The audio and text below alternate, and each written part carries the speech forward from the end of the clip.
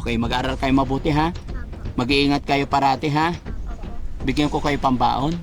Okay lang? Huwag kayong lalapit sa mga sasakyan na dumaraan ha. Baka mayroong nangunguha ng bata.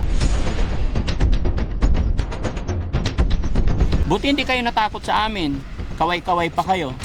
Kasi alam po namin kayo. Kasi alam nyo si Daddy Frankie yon. Pero pag hindi nyo kilala yung sasakyan, huwag kayong lalapit ha. Tapos pag nakuha nila yung bata, ipiprito nila. Oo, gusto nyo maprito? Hindi po. O alam nyo yung malaking kawali, puno ng mantika na kumukulo? Doon nila nilalagay yung mga bata na kukuha nila. Kaya mag-iingat kayo, huwag kayong lalapit kahit anong mangyari ha.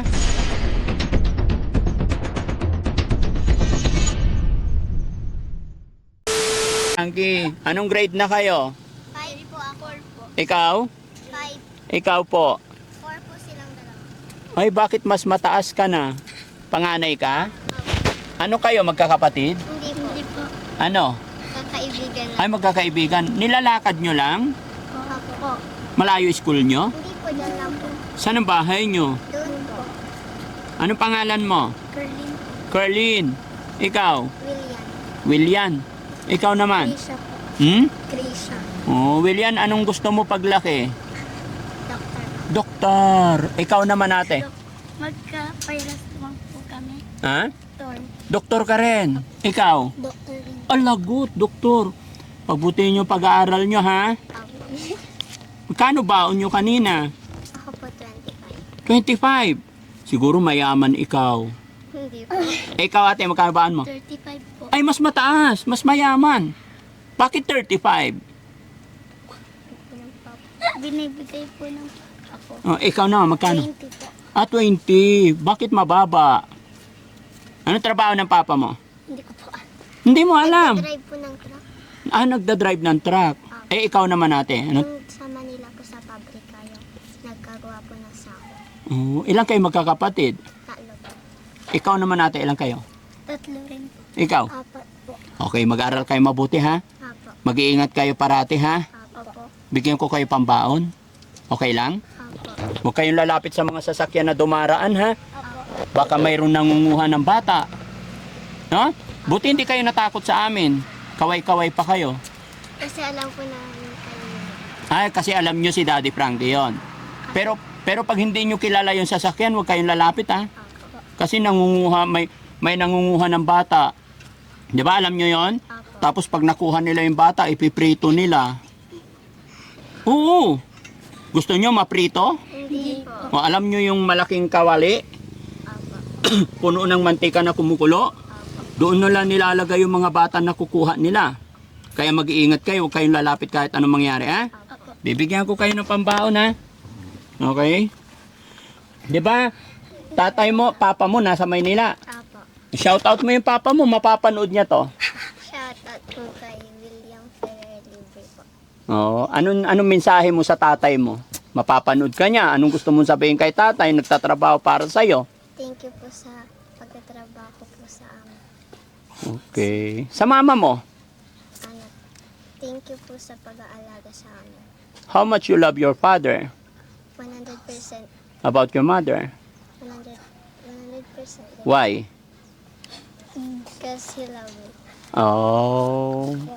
How can you describe your mother? She's She's kind. and beautiful also. Apo. Kanino ka nagmana? Mama, papa? Ay, ma. Kay mama, very good. Si ate naman, tawa ng tawa. Tay, lapit ka. Ilan kayo magkakapatid? Tatlo rin. Pang ilan ka? Isa po. Anong pang isa? Ikaw panganay? Opo. Very good. Anong mensahe mo sa mga kapatid mo?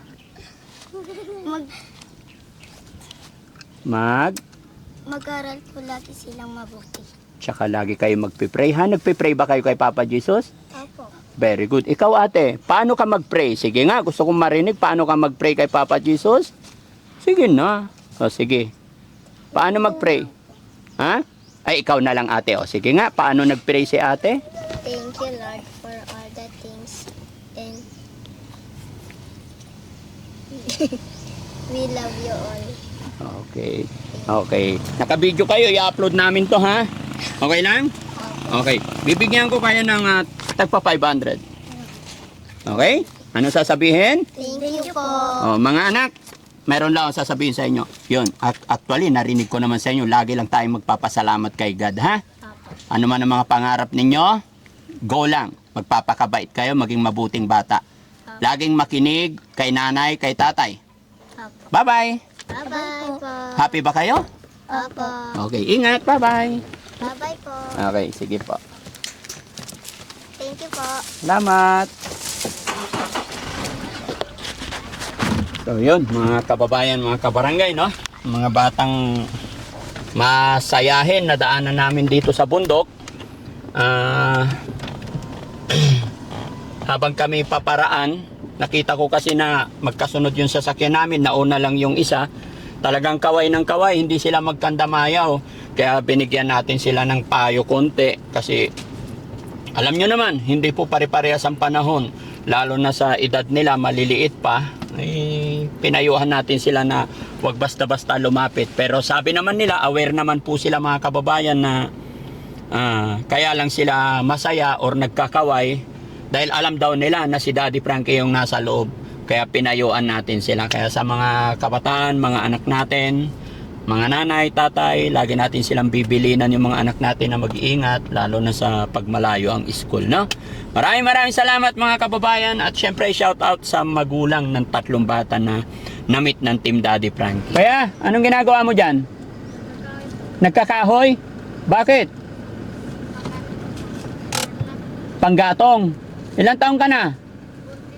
14. Nag-aaral ka ba? Ano pangalan mo? Ilang kayo magkakapatid? Oh, ikaw panganay. Buti naman, napakasipag mo.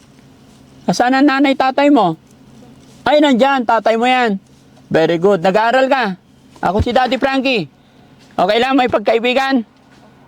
Nag-aaral ka? Bigyan kita pambaon. Okay lang? O, sige, para sa'yo. Walang ano man. Mag-aaral ka mabuti, ha? God bless. Thank you po. Ingat ka, napakasipag mo.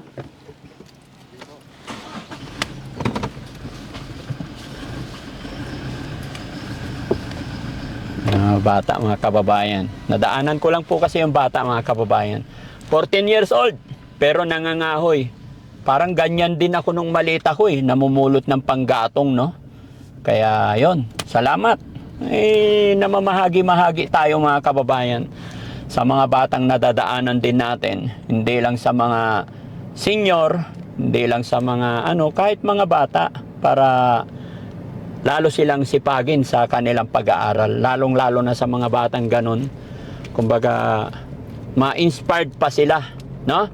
Kumbaga, sa edad na 14 years old, napakasipag na bata, nagsisikap and then nag-aaral. Nabigyan siya ng taong hindi niya kilala at hindi niya inaasahan.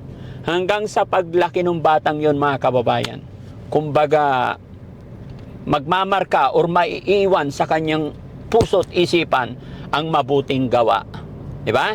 Ang pagbibigayan. Kaya shout out sa lahat ng mga kababayan natin. Shout out sa mga makakapanood ng bidyong ito. Ipalaganap natin mga kababayan yung mabuting gawa. Ipakita natin sa atin mismo magsimula, lalong-lalo na sa mga bata. Ipakita natin ang mabuting asal, magbigayan, dahil may kasabihan tayo. Kung ano ang ginagawa ng matanda sa mata ng bata, yon ay magiging tama. God bless po. Bye-bye. Daddy Frankie, hanggang sumalot ng mga luwang di mo na kayang itago. Daddy Frankie, nagmamahal sa'yo. Daddy Frankie, tayo na'y tumulo.